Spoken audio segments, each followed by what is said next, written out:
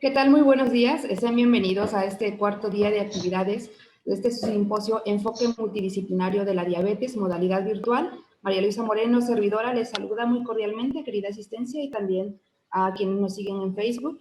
Damos la más cordial bienvenidas. Y bueno, es para mí un honor esta mañana presentarles a un ponente muy querido. Estoy realmente orgullosa de tenerlo con usted esta mañana, doctor Raúl Solís Martínez, quien nos presentará la conferencia magistral Comorbilidades asociadas a obesidad. Si me permiten, voy a darles la reseña curricular del doctor. El doctor Raúl Solís Martínez tiene una licenciatura en químico farmacéutico biólogo de la Universidad Autónoma de Guadalajara, fue aprobado en mención honorífica. A su vez, realizó un doctorado en ciencias biomédicas en el área de inmunología por la Universidad de Guadalajara. Tiene una maestría en ciencias con especialidad en calidad y productividad. A su vez, tiene una especialidad en hematología diagnóstica por laboratorio del Instituto de Hematopatología, aprobado también con mención honorífica, un diplomado en educación EDUCON por la Universidad Autónoma de Guadalajara, diplomado en control de calidad en el laboratorio clínico por la UJAT, diplomado en hematología en el laboratorio clínico por la Universidad Autónoma de Puebla, un diplomado Fundamentos Moleculares de las Enfermedades Inmunológicas por la Universidad Autónoma de Guadalajara y diplomado en Fundamentals of Molecular Pathology de la AACC. Ha recibido reconocimientos profesionales, entre ellos reconocimiento por su participación en el Programa Nacional de Control de Calidad de CONACYT en el área de morfología hemática. Participó en el homenaje del 6º Congreso de la Asociación Mexicana de Especialistas en Hematología Diagnóstica por Laboratorio. Fue padrino de la tercera generación de egresados de la Universidad Autónoma de Guadalajara, Campus Tabasco, y recibió el reconocimiento por su desempeño profesional y apoyo a la clínica Santa Cruz. Sus reconocimientos en investigación incluyen por la Universidad Nacional Autónoma de México, quien otorgó el 15 Premio Bienal en la investigación en oftalmología en el año 2018, reconocimiento por haber obtenido el primer lugar en la modalidad de trabajos libres con el tema Importancia del HLA-B35 en pacientes con leucemia linfobástica aguda en el 7º Congreso Nacional de la Asociación Mexicana de Especialistas en Hematología, y también recibió el reconocimiento por haber obtenido el segundo lugar en la modalidad de trabajos libres con el tema Genoma de pacientes con VIH tipo 1 infectados con Mycobacterium tuberculosis y Leishmania species. Además, el doctor Raúl ha publicado diversos libros, capítulos de libros, ha dirigido tesis y publicado diversos artículos en torno al tema en revistas nacionales e internacionales.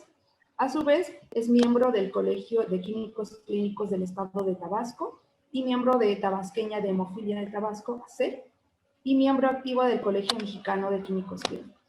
Dentro de su experiencia laboral, ha sido director de la carrera Ingeniero Biotecnólogo Ambiental del 2000 al 2004, director de la carrera Químico Farmacéutico Biólogo 2002-2005 y ha sido director general de Laboratorios Diagnóstica desde septiembre de 1993 a la actualidad. Con gusto le recibimos, doctor Raúl. Cedo el micrófono, sea usted bienvenido. Muchas gracias por compartirnos esta mañana. Hola, buenos días. ¿Me escuchan? ¿Cómo están? Hola, doctora. Muchísimas gracias a los organizadores por la invitación. Es un honor volver a estar en este evento, ahora con la modalidad virtual, ¿verdad? Que ya no es diferente, pero bueno, tiene sus ventajas, ¿no? Sin embargo, tenemos que acostumbrarnos, parece, a este tipo de eventos. Tiene sus ventajas, pero yo creo que la desventaja más grande es no poder interactuar con todos los ponentes y todos los participantes, que eso enriquece mucho. A veces salen hasta investigaciones por ahí, ¿no? Bien, sin más preámbulo, vamos a empezar con la plática que nos ocupa en estos momentos. Un servidor, Raúl Solís Martínez, y quisiéramos platicar un rato sobre las comorbilidades asociadas a la obesidad. Si hablamos de obesidad, bueno, tenemos que considerarla. Sabemos que es una enfermedad crónica. Realmente voy a platicar en todos estos momentos, estos minutos, cuando la obesidad es algo más adquirido. No voy a tocar situaciones patológicas donde problemas de tiroides, hormonales, etcétera, el paciente tiene ese sobrepeso y obesidad. Simplemente me voy a dedicar a hablar sobre lo más adquirido, ¿sale? Por eso puse ahí controlable, ¿sí? ¿Se puede manifestar? Sí, lo vemos como un exceso de tejido. ¿Nos podría compartir su pantalla? No la estoy visualizando, no sé si el resto... No, a ver. ¿No? Por ahí... Bien, no sé. Voy, perdón. ¿Sí? Sí, ahora sí. Listo.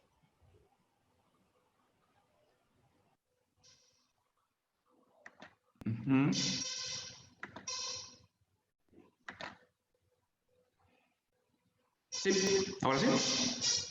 Sí, doctor, gracias. Disculpe. Decía de los bemoles, ¿no? De estos nuevos ajustes, pero bueno. Por supuesto, es parte de... Entonces, platicábamos, los efectos más negativos que encontramos con la obesidad, pues hace sinergia, se promueve, acentúa y agrava muchas patologías que nos pueden llevar a casos como diabetes, hipertensión, por supuesto, complicaciones vasculares, que es algo muy interesante, y sobre todo, e incluso, el cáncer. Esto es un problema ya de salud pública, no solo nacional. Estamos hablando que es un problema de salud a nivel mundial. Y ahorita vamos a ver por qué un poco de las... Pero antes de poder hablar de las estadísticas, primero vamos a definir, ya definimos la obesidad, pero ¿cómo la medimos? ¿Cómo la calculamos? Surge un parámetro hace muchos años que le llaman índice de masa corporal. Ahí puse un ejemplo. Un verdadero protocolo, ¿verdad? Peso ideal, altura ideal, con un índice de masa corporal 24.5. ¿Y eso qué es? ¿Qué les dice a los nutriólogos? Pues establecieron parámetros en los que vemos valores. Dice, bueno, cuando este cálculo, este índice de masa corporal, que es la relación entre la altura, como dice ahí, el peso, perdón, sobre la altura en metros, ese valor que nos arroje, pues lo podemos estratificar en tres grandes grupos. Decía menos de 85, 18.5 es un peso insuficiente. Si está entre 18.5 a 24.9 es el peso sano, como el ejemplo que tenemos acá arriba. Sin embargo, cuando es más de 25, decimos y antes de 30 sobrepeso y más de 30, eso ya los nutriólogos le llaman obesidad. Entonces, ya al menos tenemos un parámetro un poco objetivo que nos indica cuándo caemos o no en obesidad. Para niños y adolescentes eso lo podemos modificar a 85-95% de los porcentiles. Sin embargo, aquí hay algo que a mí, yo siempre he opinado al respecto, que el índice de masa corporal como tal es bueno, es necesario, pero necesitamos considerar otro parámetro valioso y necesario que va a ser,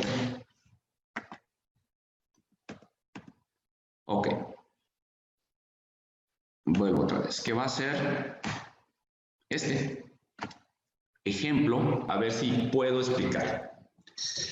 Estos dos modelos que tenemos ahí, por cierto me cobran por el modelaje, no es cierto, tienen el mismo índice de masa corporal. La pregunta es, ¿en realidad tendrán la misma cantidad de tejido adiposo? ¿Por qué es que tienen la misma índice de masa corporal? Bueno, porque evidentemente uno es más alto que el otro, ¿verdad? Por 25 centímetros. Eso permite que los dos entren a un índice de masa corporal, cierto, en sobrepeso, pero con el mismo, ¿sí? Entonces el índice de masa corporal, aunque sí es necesario, sí ayuda, sería conveniente que pusiéramos otro valor, y la OMS lo hace, ¿sí? Y ese valor interesante que considera es la circunferencia de la cintura, ¿sí? La OMS empieza a tomarla en cuenta porque, aunque ya vimos el ejemplo anterior, dos personajes con el mismo índice de masa corporal, pero fenotípicamente muy diferentes. Y la OMS dice, el perímetro de la cintura es importante. Y empieza a establecer valores como el que tenemos en pantalla. Sin embargo, es diferente en poblaciones a poblaciones. Y entonces, además, dice, tenemos que tomar en cuenta las dos cosas para clasificar la obesidad. Y estoy completamente de acuerdo. Que es el índice de masa corporal y además la circunferencia de la cintura. Sí. Bueno, ¿por qué le doy tantas porras a la circunferencia o al perímetro de la cintura? Pues es que en el perímetro de la cintura tenemos algo que ahorita quisiéramos saber. A ver. Bien. La Federación Internacional de Diabetes también hace objeto al siguiente. Dice, el perímetro o circunferencia de la cintura nos viene a dar el dato de la obesidad central. Entonces ya empieza a hablar de diferentes tipos de obesidad. Aunque sabemos que por género la distribución del tejido adiposo es diferente. Tenemos peras o manzanas. Por el género sabemos que las mujeres deben tener una distribución pera y los hombres una distribución manzana. Sin embargo, ahora yo estoy diciendo hace varios años que ya en el mercado no me encuentro muchas peras. Ahorita parece ser que tanto hombres como mujeres estamos en manzanitas por las situaciones que el medio ambiente y los estilos de vida nos está llevando. Bien, ¿y qué importancia tiene entonces esta distribución de la grasa o del tejido adiposo? Pues es que la grasa depositada aquí, en el centro del cuerpo, en la cintura, en este perímetro, tiene componentes especiales, tiene características diferentes a la grasa que se pueda distribuir perimetralmente. Es decir, si voy a tener tejido adiposo, pues me conviene distribuirla por todo mi cuerpo, ¿no? Sin embargo, el género me va a predisponer, por ser hombre, a que lo meta más, como siempre, ¿verdad? Donde no queremos, en la cintura y en las mejillas. Bien, pero también hay que aclarar algo, que ¿dónde está la cintura? Si estamos hablando que obesidad central la definimos como la circunferencia de la cintura, bueno, ¿dónde está la cintura? Porque cada quien va a poner valores o va a poner la cinta métrica donde más le convenga. La cintura vamos a tomar donde termina la parrilla costal, 2 deditos, ahí ponemos nuestra cinta métrica. Esa es la cintura. Se supone que debería pasar por la cicatriz umbilical. Sin embargo, como vemos en esta imagen, pues no pasa, ¿verdad? Entonces, ya definiendo esto y diciendo que la obesidad, ¿sí? Podemos medirla con 2 parámetros muy importantes. Índice de masa corporal, que ya vimos el cálculo que relaciona el peso en kilogramos sobre la altura en metros. Y 2, la obesidad central o el perímetro de la cintura. Estos 2 parámetros son los que vamos a estar utilizando y son los que se están por ahora y actualmente los nutriólogos tomando en cuenta. Y ahorita voy a seguir platicando por qué es tan importante conocer dónde está esta grasa corporal de nuestro sujeto en cuestión. ¿Es igual una pera a una manzana? Definitivamente no. Hay consecuencias diferentes. Así que, ¿qué dice la OCDE en relación a la obesidad en el mundo? ¿Cómo está la distribución? Pues miren, honrosamente tenemos un segundo lugar a nivel mundial. Solo nos gana Estados Unidos. Penoso. Es decir, nos estamos dejando. Tenemos con estas encuestas y estos datos que nos arrojan, que son del 2017, hace 3 años apenas, 32.4% de la población de todo el país tiene sobrepeso u obesidad. Triste.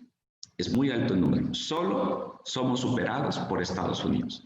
Si vemos esto en relación a hombres y mujeres, ¿sí? Vemos que las mujeres de nuestro país ya ganaron a los hombres de Estados Unidos, ¿sí? Están pegadas, solo le ganan las mujeres americanas. Por lo tanto, alarma, dijimos al principio, es un problema de salud pública, sí, nacional e internacional, pero como que nosotros, México, por favor, tenemos que tomar en cuenta esto. Tenemos que analizar que estamos en una situación muy seria porque estamos llegando a ser casi el primer lugar. Nos falta poquito.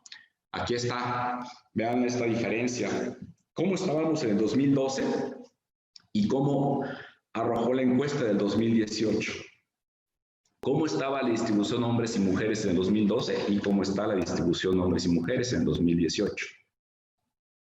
¿De quién? Vemos estos organismos, Secretaría de Salud, INEGI, etcétera, haciendo las encuestas, evaluaciones, y qué triste es que en 2018 las mujeres, más de las 3/4 partes de las mujeres del país tienen obesidad y sobrepeso. Arriba de 20 años estoy hablando. Los hombres, 73%. Pregunto, ¿de quién es la culpa? Tenemos que decir que las instituciones de salud, que los médicos, que los clínicos. No, este asunto nos compete a todos. La situación realmente tenemos que tomarla cada quien en casa y cada quien desde su lugar. Es mi responsabilidad, mi salud. Por supuesto, al que más me interesa la salud o la de mi familia es a mí mismo. No podemos esperar que lleguen medidas o normas o protocolos que me dicten qué hacer. No, en casa. Tenemos que sembrar más peras en casa y no sembrar tantas manzanitas en la casa. Digo esto porque se educa desde el niño, desde el nacimiento se les enseña esto. Miren la diferencia. Mujeres, 73% en el 2012, sobrepeso y obesidad. Y en el 2018, 76.8. Yo no quisiera saber qué va a pasar en 2024. ¿Será que en el 2024 ya van a andar en el 85%? Ojalá y no. Qué triste, ¿verdad? Tenemos que frenar este crecimiento que llevamos. Buen ritmo, muy buen ritmo. Y esto es de todos, no solamente de las instituciones de salud, no solamente de las universidades que se preocupan por hacer estos foros interesantes para podernos platicar cómo va la diabetes, sobrepeso en el país. No, es de todos. Muy bien. Entonces vamos a ver ya hemos estado hablando de la obesidad, ya la definimos, ya vimos cómo medirla, ya vimos la situación en el mundo y en el país. Pero ¿cuáles son las consecuencias en la salud? ¿Por qué tanto interés en estudiar la obesidad? ¿No puede ser un gordito feliz? Sí, la felicidad no tiene nada que ver. Tú puedes ser feliz, delgado o como quieras. La felicidad es un estado. Pero, ojo, las consecuencias de la obesidad, al menos lo que se ha estudiado, es que sí empiezan a tener. ¿Por qué? Porque empezamos a tener ese incremento de tejido adiposo, ¿sí? Y ese tejido adiposo, además, empieza a jugar un papel extra con nosotros. Decíamos hace rato, sí, incremento de tejido adiposo. Ya empiezo a tener sobrepeso. La siguiente pregunta es, ¿dónde se está distribuyendo, dónde se está acumulando ese tejido adiposo? ¿Es igual que se distribuye en todo mi cuerpo? ¿O si se acumula preponderantemente en mi manzana central, es decir, en el perímetro de mi cintura? ¿Por qué sí es necesario conocer eso? Porque esa grasa abdominal, perdón que lo diga, visceral, tiene una función como un órgano endocrino hecho y derecho. Está demostrado.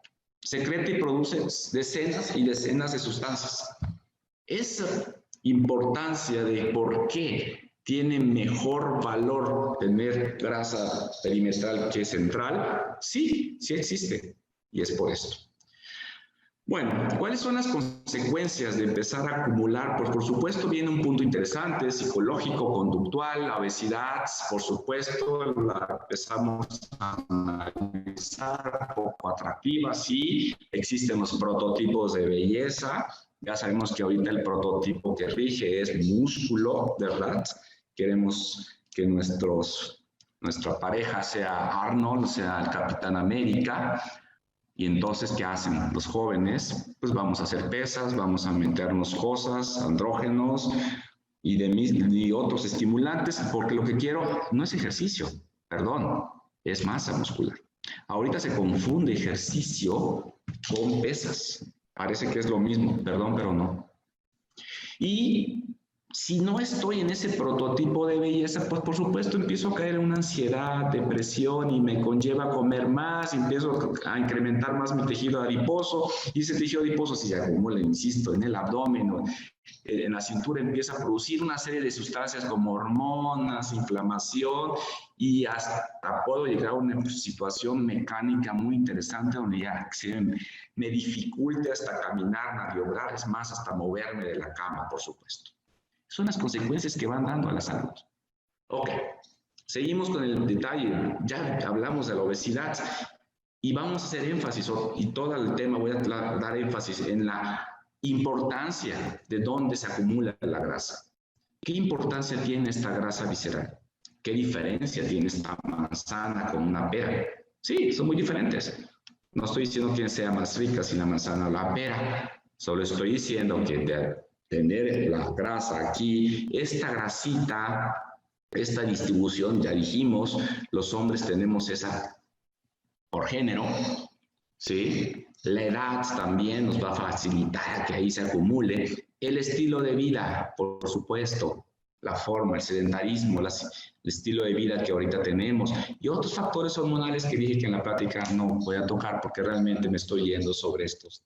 Principalmente estilo de vida. El estilo de vida interesante, sí, ya no tenemos tiempo de cuidar la salud, pero hay un adagio que dice, si no tienes tiempo de cuidar la salud, pues vas a tener tiempo para enfermarte, ¿verdad? Sin embargo, dicen, bueno, es que existe una predisposición genética para esa distribución de grasa, para que se acumule en esos lugares. Pues sí, ¿verdad? Siempre nos gusta echar culpa, decimos, es culpa, soy gorda por mi papá, por mi mamá, ¿no? Sí, pues, por mis abuelos. No, por favor, ya, dejemos esas...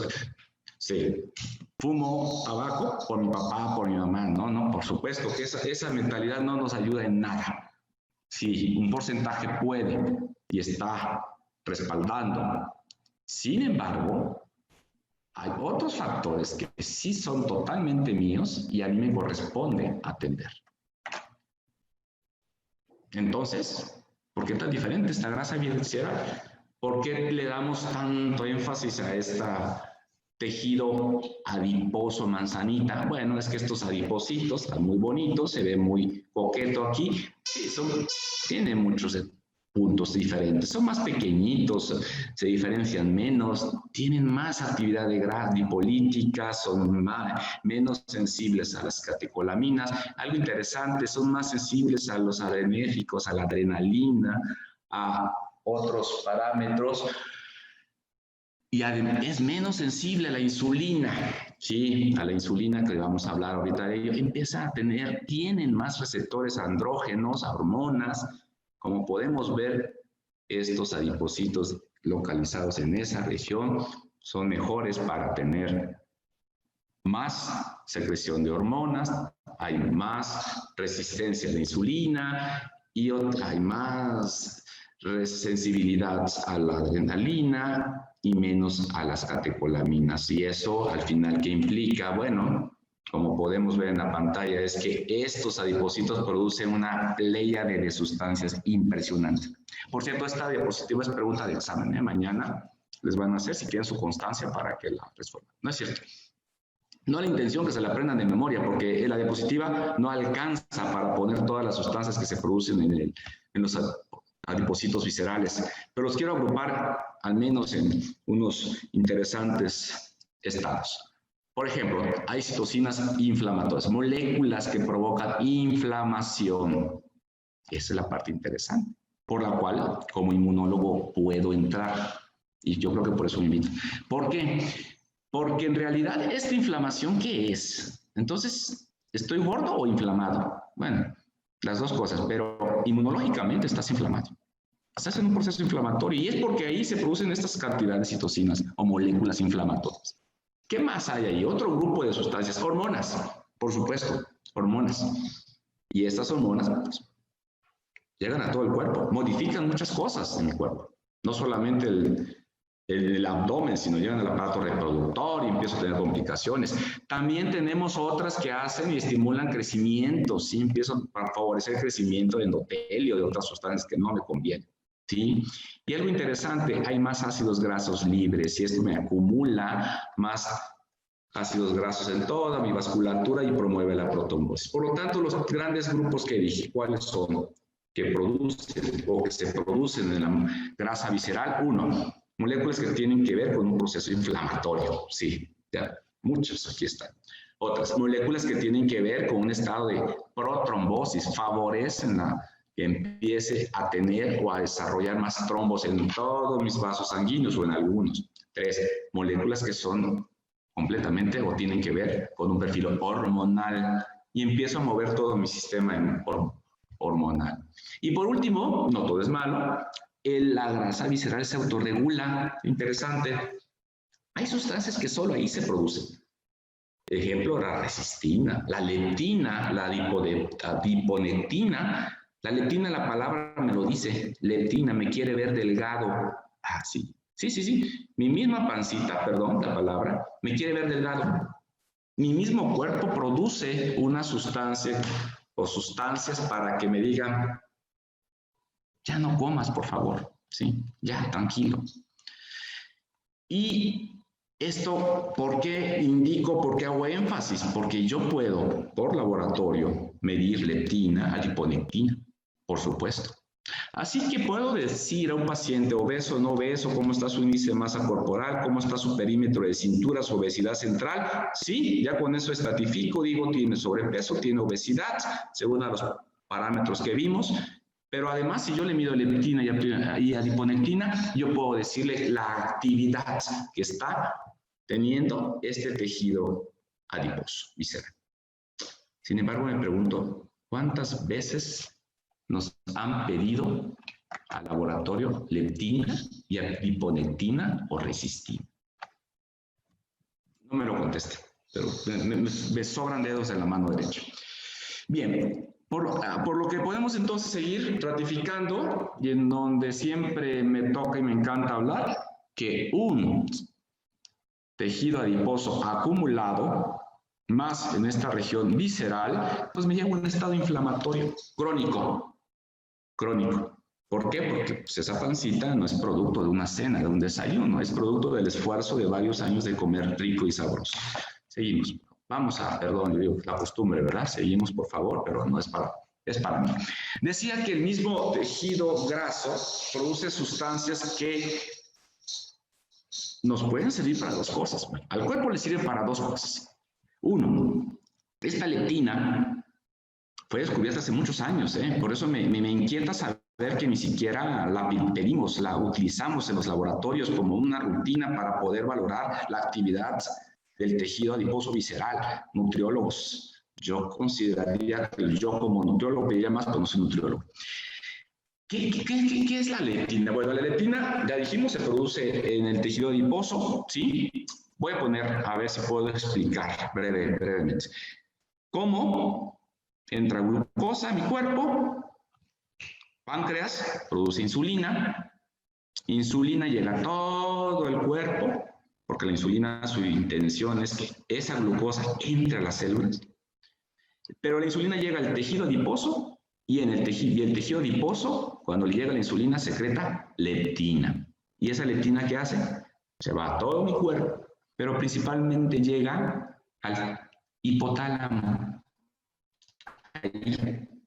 Y al hipotálamo, al centro regulador del apetito. Y ahí le dice a mi cerebro, deja de comer y cierra la boca. ¿Cuánto tiempo tardaré en eso? ¿20 minutos? ¿Media hora? Más o menos, no sé. ¿Por qué nos dicen los nutriólogos? Coman despacio, tranquilo, no hay prisa. Porque mientras más rápido comamos, más rápido, perdón, voy a decir la palabra, tragamos, más rápido ingerimos y metemos glucosa, carbohidratos y demás, pues obviamente la leptina de que hay que llegue al cerebro y diga mi boca acá, ciérrate, pues ya comí barbaridad y media. En cambio, si voy pausado, pues tengo 20 minutos y 20 minutos ya la leptina dijo, cierra la boca. Más o menos es la función general en la cual me autorregula la leptina. La leptina, por eso decimos, ¿nos quiere ver delgado? Sí, porque cuando ya tenemos glucosa, el adipocito secreta leptina, llega al cerebro y el cerebro dice, basta de comer. Dije dos cosas, ¿verdad? De la leptina. Uno, me sirve para regular eso, el apetito. Dos, ¿por qué no me puede servir yo y utilizar a mí como marcador para valorar la actividad del tejido adiposo? Pudiera ser, ¿sí? Hay una función de la leptina muy interesante que poco es conocida de ella, pero siempre hago énfasis porque sí hay varios artículos que habla de la maduración sexual. Vamos a recordar cómo serían los atletas, estos gimnastas, mujeres, niñas, perdón, de 14 años. Si quieren medirle la cantidad de grasa a estas niñas, digo, no tienen grasa, pero todo el cuerpo, ¿sí? Tengo más grasa de mi dedo índice de la mano derecha yo que ellas en todo su cuerpo. ¿Y qué tiene que ver eso? Pues lo que empezaron a ver que estas niñas con ese cuerpo de gimnastas que hacen maravillosos movimientos y etcétera, y en las Olimpiadas nos deleitan con todo eso, sí, a nosotros nos deleitan, pero ellas sufren, porque ni siquiera pueden entrar a su menarca. Curioso, ¿qué tiene que ver el tejido abdominal con la maduración sexual? La leptina. Resulta que se dieron cuenta que cuando empezamos a crecer y empezamos a acumular grasita, pues tejido adiposo, pues se empieza a producir leptina, y la leptina le empieza a decir al hipotálamo, ahora sí, vamos a entrar a una maduración sexual, niñas van a empezar a la menarca y niños van a empezar a la pubertad. Interesante, ¿no? No estoy diciendo que tenemos que comer mucho para tener y entrar a la pubertad, estoy diciendo que es necesario esa leptina para poder entrar. Entonces, eso se encontró gracias a estas atletas, obviamente de alto rendimiento, y además en niños, ¿cómo nos puede servir? Por supuesto, cuando un pediatra, un endocrino nos manda a valorar a un niño para saber su estado, no sé, tiene 9 años, no sé si ya entró a pubertad, no sé cómo está hormonalmente, pues el laboratorio no puede hacer mucho cuando le piden las pruebas, las hormonas, testosterona, etcétera, las andrógenos. ¿Por qué? Porque pues hay dos opciones, o tiene valores de niños, o tiene valores de adultos. Es decir, no puedo decir los niños de 8 años tienen este valor, los de 9 los de 10 no, porque cada niño madura independiente y diferente a todos los demás, aún entre hermanos. Sin embargo, la leptina, vuelvo otra vez, sí nos puede servir. Porque si medimos la leptina junto con las hormonas masculinas, podemos tener una idea si realmente el niño ya entró a una maduración sexual. Qué interesante. Pero bueno, es un tema que después podríamos tocar. Sin embargo, la leptina, interesantísima, su función, decirle, por favor, cierra la boca, ya, deja de comer. Sí. Y esto, ¿cómo lo aplicamos con los individuos con sobrepeso y obesos, perdón? Si le medimos la leptina a las personas obesas, pues es muy alta su concentración en la sangre. Sí, claro. ¿Por qué será? Vuelvo otra vez a intentar explicar. ¿Cómo entra glucosa y páncreas secreta insulina? La insulina le llega a los adipocitos secretan leptina. Y la leptina llega al cerebro y dice, cierra la boca. Pero si yo pagué un buffet y me costó 300 pesos, no lo voy a desperdiciar. Yo voy a seguir comiendo porque quiero. Entonces, ¿qué hace mi cuerpo? Más leptina. ¿Para qué más leptina? Por favor, te estoy diciendo, cierra la boca, deja de comer. Sigo comiendo, más leptina. Sigo comiendo, más leptina. No sé si me explico. Mientras más tejido adiposo tenga, pues más producción de leptina voy a tener, con el efecto de intentar detenerme y controlar mi apetito. ¿Sí? Entonces, en las personas con sobrepeso y obesidad, podemos medir la leptina, sí, y la vamos a encontrar elevada. Por eso decía, yo puedo valorar la obesidad desde el punto de vista diagnóstico, índice de masa corporal, perímetro de cintura, y puedo valorar la actividad funcional. ¿Qué tan agresivos, qué tan fuertes están actuando estos adipocitos viscerales, cuantificando la leptina? Por supuesto, y si una persona la tiene esa concentración elevada o muy elevada, pues ya puede decir es que esa actividad de esos adipocitos está muy fuerte. Sí, para eso me puede servir en el laboratorio. El ejemplo que vemos aquí, dos ratoncitos muy coquetos, ¿verdad? Muy bonito. Este gordito, bien bonito. Este gordito es de laboratorio. A este gordito le quitaron el gen, ¿sí? El gen que ayuda a producir la leptina. Por supuesto, ¿qué pasa si no tengo, me voy al otro lado, si no tengo leptina? ¿Qué pasa si no produzco nada de leptina? Siempre tengo hambre, claro, por eso está gordito. Siempre. ¿Sí? Este es el laboratorio, no es un humano. ¿Existen mutaciones en el gen para producir leptina? Sí, muy pocas. O sea, no vamos a poner como a pretexto. Yo tengo mucha hambre porque no tengo leptina, ya me dijo el doctor, así que voy a comer todo. No, espérate, tranquilos. No, yo estoy diciendo que para poder demostrar que la leptina me sirve para mitigar, para valorar, para poder establecer el apetito, tuvieron que hacer esto a este pobre ratoncito, ¿sí? Y obviamente este ratón pues no para de comer porque siempre tiene hambre, ¿de acuerdo? Bueno, entonces, leptina me puede servir para valorar obesidad, sí, para ver la actividad de la obesidad de estos tejidos adiposos, sí, por supuesto. Bien. Hay otra molécula muy interesante que es la adiponectina, más o menos descubierta en misma fecha, más o menos. Sin embargo, aquí ella tiene una función, más que regular el apetito, lo que hace la adiponectina es decirle al cuerpo otras funciones, decirle, yo te voy a ayudar. Si vas a producir adiponectina, sí, pero te voy a evitar que produzcas trombos. Te voy a evitar que entres a un estado inflamatorio. Entonces, las personas delgadas, le medimos la adiponectina, la tienen buen valor, ¿sí? ¿Qué más hace la adiponectina? Favorece la sensibilidad a la insulina, favorece la acción de la insulina en mis células, ayuda a eso, ayuda a que se oxiden los ácidos grasos, ¿sí? Es decir, la adiponectina tiene un efecto protector, ¿sí? ¿Qué sucede en obesidad, sobrepeso? Vamos más atrás todavía, en síndrome metabólico. ¿Qué sucede en esos casos? ¿Cómo creen que esté la adiponectina? Disminuida. A mayor obesidad, mayor tejido adiposo, menos adiponectina, ¿sí? Sí, se ha estudiado en pacientes con obesidad, con dislipidemias, con problemas de diabetes, con problemas de hipertensión y resulta que en esos pacientes la adiponectina está baja o disminuida. Yo sé que van a decir, bueno, entonces si me inyecto adiponectina, dejo de ser obeso. No, tranquilos, eso no es lo que estoy diciendo. Simplemente estoy diciendo que el tejido adiposo inhibe de alguna manera, evita o bloquea que se produzca la adiponectina suficiente o necesaria para el individuo. Muy bien. Esta adiponectina aquí está. ¿Dónde se produce? Adipocitos.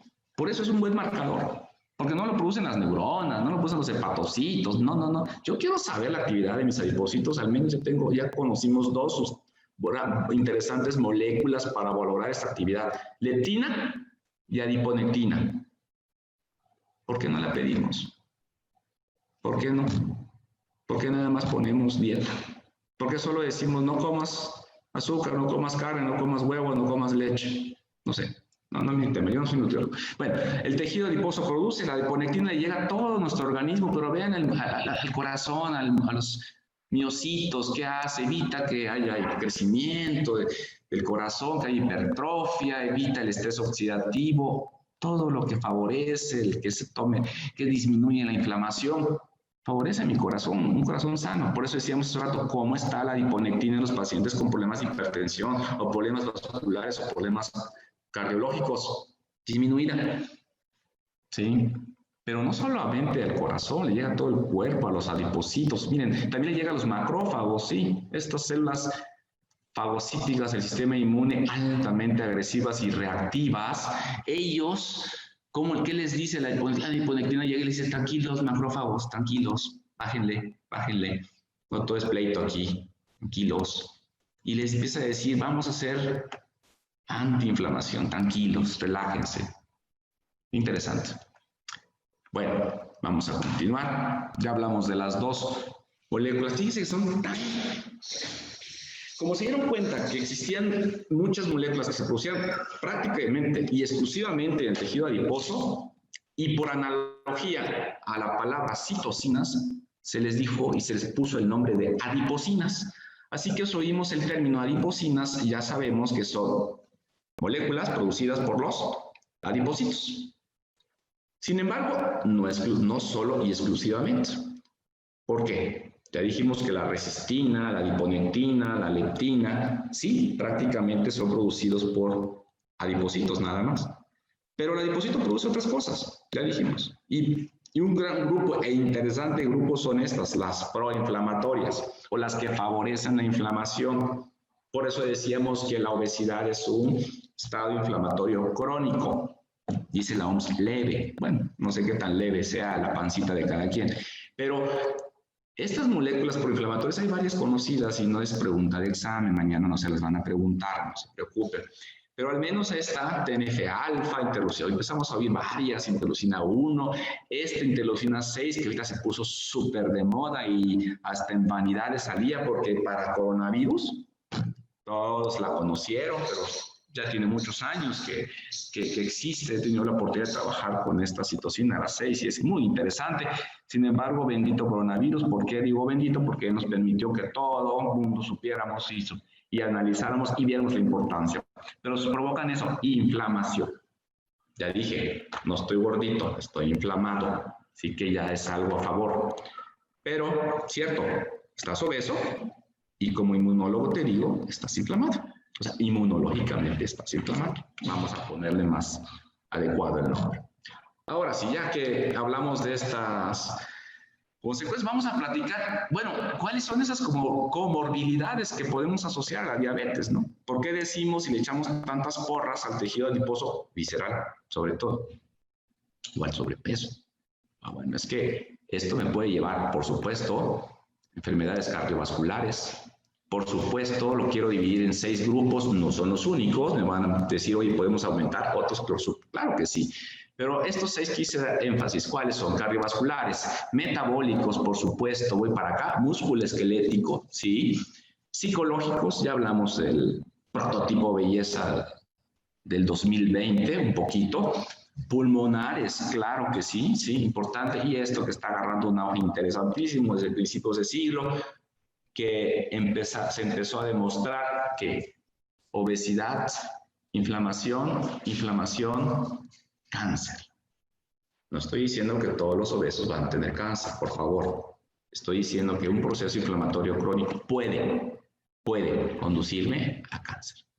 Así que vamos a platicar de estos 6 grandes grupos. Vamos a ver las enfermedades metabólicas y por supuesto, ¿por qué? Porque el primero y el gran estrella la prima donna del grupo, pues es la diabetes mellitus, ¿verdad? Sí lo sabemos esto. La diabetes mellitus sigue siendo el principal dolor de cabeza que tenemos ahorita en salud, y esta información que es la del 2019 de la Federación Internacional de Diabetes, que le puse ahí donde está el esquema, si lo desean ver, vamos a ponernos de acuerdo que le vamos a llamar diabetes, ¿verdad?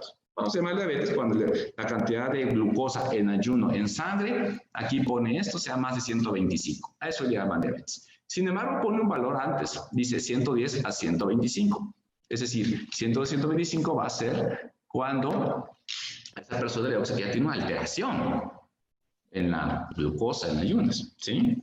Es decir, 110, 125 ya, por favor, tomar medidas, ¿sale? Esos son los parámetros que pone, y por ahí tiene otro valor interesantísimo, que es la glucosa postprandial, es decir, la glucosa después de 2 horas, cuantificarla a 2 horas después de una dosis de 75 gramos de glucosa en el individuo. Varía en mujeres, varía en embarazadas, no quiero decir, no es el tema, pero bueno, en general 75, y dice, bueno, estos son los valores. Y también habla de una prueba que se llama hemoglobina glicosilada.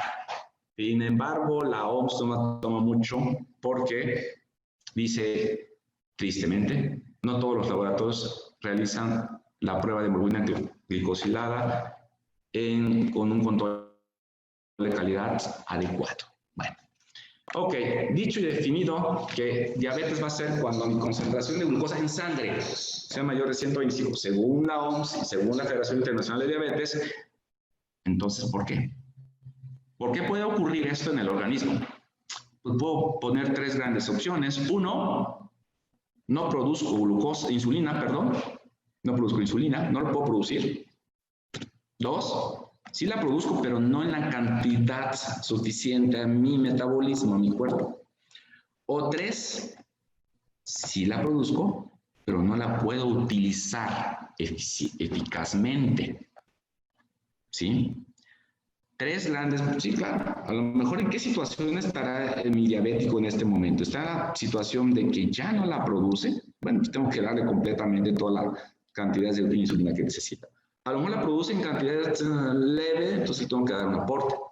O a lo mejor sí la produce, pero algo se resiste a que la pueda utilizar.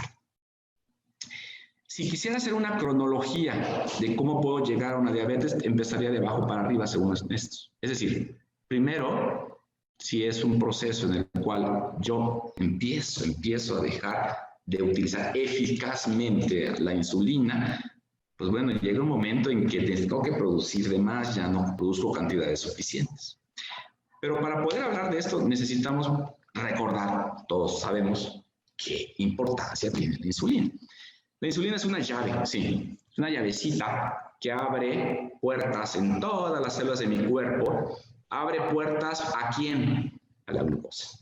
Abre puertas, abre la chapa, que está abriendo la chapa, y ya que empieza a abrir puertas por toda la célula. ¿Para qué? Para que la glucosa que yo estoy ingiriendo entre a la célula. La glucosa yo no la quiero en la sangre, yo la glucosa la quiero dentro de la célula. ¿Y por qué es tan importante la glucosa? Pues es la fuente principal de ATP, de energía. Entonces, yo necesito que esa glucosa entre a la célula para que mi célula produzca energía, produzca ATP. Entonces, yo necesito insulina para abrir estas puertas, estas chapas, estos receptores. Necesito. ¿Quién la produce? Las células beta, del Langerhans, del páncreas. Entonces, decíamos, ingiero alimentos, detecto glucosa, y páncreas la detecta, produce insulina y a todo mi cuerpo se va y empieza a abrir las chapas de todas las puertas de la glucosa de todas las células. Solo hay 3 células que no requieren la glucosa puerta para entrar, no requiere insulina para entrar, perdón, porque la glucosa entra solita, no tiene problemas, no necesita que le abran la puerta, ya está abierta. 3 células en el cuerpo: neuronas, las células pigmentares de la retina y los eritrocitos. Esas 3 células, en estas 3, pues ahí la insulina no tiene una función preponderante. Y pues eso, ¿en qué podríamos utilizar? Pues en base a esto y conociendo que los eritrocitos no necesitan insulina para que entre la glucosa a su interior y se pega a la hemoglobina, es la proteína más abundante del eritrocito, pues entonces a alguien se le ocurrió decir, pues vamos a medir la glucosa que hay en la hemoglobina de los eritrocitos. ¿Sí? Y esa prueba es totalmente popular y muy importante, se le llama hemoglobina glicosilar, ubicada o glucosilar, etc. Y esta prueba me sirve, ¿por qué? Porque me dice cuánta glucosa está entrando directo a las células, a los eritrocitos del individuo. Y si recordamos que un eritrocito vive 3 meses, pues entonces me habla del promedio de glucosa que hubo más o menos en 3 meses. ¿Sí? Bueno, así que la insulina funciona, abrir las chapas, abrir las cerraduras de todas las puertas de las células que hay en el cuerpo. Tiene que abrirlas, esa es su función. Si no las abre, se acumula la glucosa en la sangre y entonces puedo tener algo persistentemente que se quede, no la aprovecho, no entra, y entonces empiezo a tener primero hipoglicemia y puedo llegar a decir una diabetes. Este ómnibus octeto que pongo aquí, pues ya tiene unos 15 años, pero primero fue un triunvirato, es decir, 8 grandes llaves o grandes estados en el cual puede llevar una hipoglicemia. Ahí los pueden ustedes observar, ¿sí? Por ejemplo, aquí dice una secreción alterada o no adecuada de insulina, ¿sí? Puede ser una de ellas. O una lipólisis incrementada, en fin, hay 8 factores en los cuales quisieron englobar todos los procesos en los cuales yo puedo llegar a una hiperglicemia. Pero hay uno más interesante que quiero platicarles. Se supone, hemos estado hablando de obesidad, se supone que son comorbilidades asociadas a la obesidad. ¿Cómo relacionamos la diabetes con la obesidad entonces? Bueno, empiezo a tener sobrepeso, vamos a el ejemplo de la gráfica, la persona empieza a ingerir, descuidarse, sobrepeso, obesidad. ¿Qué sucede aquí? ¿Cómo está la glucosa? Pues eso no está bien, pero vamos a hacer algo interesante. Vamos a medir glucosa y al mismo tiempo la insulina, ¿sí? Si empezamos a revisar a esta persona y le tomamos la glucosa en ayuno, a lo mejor todavía está normal. Dice la OMS más de 125, se me hace muy alto. No me hagan caso, pero es una opinión muy personal. O de 110 a 125, cuidado, eso es una prediabetes. Entonces, empiezo que mi paciente ya anda en 100, 100, 102, ¿sí me explico? Y empieza a tener valores así. Y le digo, bueno, te voy a hacer una glucosa a las 2 horas, ¿sí? La postprandial. También sale bien. ¿Qué está sucediendo en este momento cuando el paciente es obeso, pero no cae en diabetes todavía? Y yo hago la glucosa y le hago la postprandial y digo, está bien, no cumple los criterios, todavía no tiene diabetes. Cuidado. Aquí podemos hacer algo importante. Yo siempre pido y sugiero que si ya estamos sospechando del tema de una prediabetes, por favor, esa curva de tolerancia a la glucosa o esa glucosa postprandial, vamos a medirle también insulina. Sí, vuelvo al ejemplo. Mido glucosa en ayuno, bien, 102, pues según la OMS no es diabetes. Le mido la postprandial, no pasa de 200, 180, bueno, entra. Pero ¿qué sucede si yo le mido al mismo tiempo en esa sangre, en esa muestra obtenida a las 2 horas, le mido la insulina? ¿Cómo creen que va a estar? Elevada. Sí, claro. Aquí hay algo disparo. Se supone que la glucosa está normal, porque mi insulina ya sigue elevada. Mi insulina se tiene después de las 2 horas, lo normal es otra vez, ingiero alimentos, hay glucosa, secreto insulina, la insulina abre puertas para la glucosa, entra la glucosa a las células, y ya que entró la glucosa a las células, pues mi páncreas dice, ya no ocupo más insulina. Se autorregula y dice suficiente. ¿Por qué? Porque ya no hay más glucosa que meter. ¿Sí? Y entonces, ¿por qué si no hay más glucosa que meter en este individuo obeso, sigue habiendo una concentración de insulina elevada? A esa etapa le vamos a llamar resistencia a la insulina. ¿Qué quiere decir esto? Que las células del cuerpo de este individuo se están oponiendo, están bloqueando la función natural de la insulina. ¿Cuál es la función de la insulina? Abrir chapas, abrir puertas a la glucosa, abrir puertas. ¿Qué sucede en una obesidad? En la obesidad, dije, es un estado inflamatorio crónico. ¿Qué sucede con qué hacen? Bueno, muchas cosas, pero una de las funciones adversas para la diabetes, una de las funciones adversas que hacen los citocinas proinflamatorias de los adipocitos, ¿cuál es? Bloquear la función de la insulina. Entonces viene la insulina, intenta abrir la chapa, pero vienen las citocinas proinflamatorias y le ponen un tapón al cerrojo para que no abra la puerta. Viene la insulina y otra vez, y no. Y viene la insulina, y entonces se da un verdadero pleito entre la insulina y las citocinas proinflamatorias, entre la insulina y la inflamación del individuo. Entonces, ¿qué tenemos que controlar? ¿Solamente la insulina? Sí. ¿Pero por qué no controlamos el proceso inflamatorio? ¿Es igual en todos? No, es diferente. ¿Lo valoramos? No me contesten, ¿eh? Estoy seguro que no. Nada más doy metformina, insulina y listo, es todo lo que hago. Valoro su estado inflamatorio. ¿Será igual el estado inflamatorio del paciente A, del B, del C? Luego me dicen los doctores, es que ahí le doy 50 y no funciona, este le doy 25 y sí, es que este sí es dedicado, es cumplido, es muy disciplinado. Perdón, doctor, ¿valoraste el estado inflamatorio de cada uno? No es igual. ¿Y por qué? Porque este estado inflamatorio, estas situaciones inflamatorias, lo que está bloqueando es eso. Precisamente, viene la llave, quiere entrar a la chapa y no puede, porque las situaciones inflamatorias se meten a la chapa y le pegan un pedazo de lámina ahí y la llave no entra. Te vas a decir, bueno, voy a un cerrajero y cambio de llave. No, espérate, no puedes producir otro tipo de insulina, no se puede eso. Sin embargo, tenemos que trabajar con la misma llave. No podemos, porque la chapa no va a cambiar. Lo que tiene la chapa es que está obstruida, bloqueada. ¿Quién la bloqueó? Las situaciones inflamatorias. ¿Por qué tengo situaciones inflamatorias?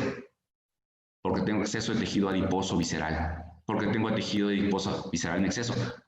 Porque tengo sobrepeso. Pero sucede que sigo y sigo y sigo y el pleito sigue y yo más situaciones inflamatorias sigo en la obesidad. El médico se da cuenta de que ya la cantidad que me da de medicamentos ya no es, le aumenta la dosis. ¿Por qué? Porque pues necesita más. ¿Por qué necesita más? Pues hay más citocinas proinflamatorias. ¿Qué va a suceder en un momento dado? ¿Qué creemos? Aquí está en la gráfica, en la parte de abajo. Va a decir el páncreas, ¿sabes qué, hijo? Ya, no puedo producir más, me doy. Y ya empieza a producir menos insulina de la que normalmente pudiera.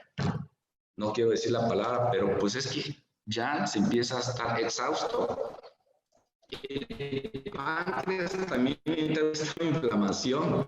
Y esa inflamación provoca empieza a haber destrucción de las células beta que producen insulina. Entonces empieza a haber una destrucción de las células que producen insulina. Y ya quedamos en otra etapa. Al principio producía la cantidad de insulina normal. Después producía además para contrarrestar el efecto inflamatorio. Después, el mismo proceso inflamatorio que me perjudicó a bloquearme la insulina, me está destruyendo las células que producen insulina. Entonces ya no puedo producir tanta insulina y vemos cómo la línea se va disminuyendo. Y va disminuyendo hasta que llega un momento en que el paciente ya no puede producir más insulina. Ya. Este es el momento en que ya no podemos hacer, o sea, ¿cómo le hacemos para revivir células beta? Si lo agarramos, o podemos actuar acá todavía acá, donde todavía quedan células beta. Se puede hacer algo, de verdad. Invito, vamos a valorar, además de la situación, obesidad, diabetes, todo eso, insulina, glucosa, el estado inflamatorio del paciente, para poder darle un tratamiento en conjunto, ¿no? Bien, dije que esta gráfica no es con la intención de bioquímica mucho. Sí, yo sé que les gusta mucho la bioquímica, pero nada más es para que veamos cómo es que se bloquea la función de la insulina, cómo es que las citocinas proinflamatorias le ponen un tapón a la cerradura para que la llave no pueda entrar. Ese tapón se llama fosfato. Sí, fosfato, un fósforo. Normalmente, otra vez, función de la insulina. Viene la insulina, abre la puerta, o sea, entra el receptor y abre puertas para que la glucosa entre. Sí, al llegar la insulina, ¿qué es eso de abrir puertas? Él pone fosfatos en un lugar determinado, específico, un aminoácido específico, se llama tirosina. Pero cuando yo tengo citocinas proinflamatorias, vienen estas, viene la insulina también. ¿Quién llega primero? Pues el que llegue primero. Cada célula, cada cerradura es diferente. Viene la situación proinflamatoria y dice, no, yo voy a pegar fosfatos en otro lado, hijo. Tranquilo. Entonces viene la llave y no puede. No abre. Porque estas benditas inflamatorias ya pegaron el fosfato en otro lugar. Ya pusieron tapón a la cerradura. Eso es. ¿Y qué hace la insulina? Pues busca otra chapa. ¿Qué hace el páncreas? Pues produzco más insulina porque necesito más llaves para poder buscar cuáles puertas todavía puedo abrir. Entonces, por eso es que entro en un proceso de resistencia a la insulina. Sí, estoy resistiendo su función, pero realmente, ¿cómo está la concentración de insulina? Elevada, porque está elevada porque la están bloqueando su función. Ok, si esto no lo controlo, si esto lo dejo, pues puedo caer o puedo terminar en una diabetes. ¿Sí? Si seguimos con este esquema, pues bueno, ¿eso qué tiene que ver? Pues que miren, el sobrepeso, el índice de masa corporal, híjole, de 25 a 30, el sobrepeso, estoy hablando, incrementa la prevalencia de diabetes, al menos arriba de los 55 años. O sea, la tasa aumentada de diabetes es un problema de salud, sí, que se relaciona directamente con la obesidad, por supuesto. No hay mejor predictor de diabetes que la obesidad, que el síndrome metabólico. De plano que sí. Sin embargo, si podemos decir 80% de los pacientes diabéticos tienen sobrepeso u obesidad. Importantísimo analizar eso.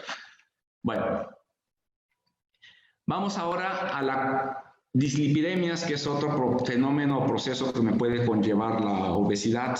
Sí, claro. ¿Qué es una dislipidemia? Pues analizamos cuántos lípidos o grasa tenemos en la sangre y hablamos de dos grandes grupos, así a grosso modo, que es colesterol y todas sus subespecies y los triglicéridos. Del colesterol y todas sus subespecies hay dos que quiero hacer énfasis porque son las que sí se valoran de rutina en un laboratorio, que es el LHDL colesterol o colesterol de alta densidad y el LDL colesterol o colesterol de baja densidad. O como dice Vanidades, HDL es el colesterol bueno y LDL es el colesterol malo. Bueno, ¿y por qué bueno y malo? Faltó el feo, ¿verdad? Realmente no es que sea bueno ni malo, sino que los efectos son nocivos o más nocivos en uno que en otro, por eso le pusieron el malo. ¿Por qué no hago mucho énfasis en los otros subtipos de colesterol? Me da mucha pena lo que voy a decir, pero es real, porque lo calculan los laboratorios, la mayoría, ¿sí? Es más, me atrevo a decir que el LDL colesterol todavía muchos lo calculan.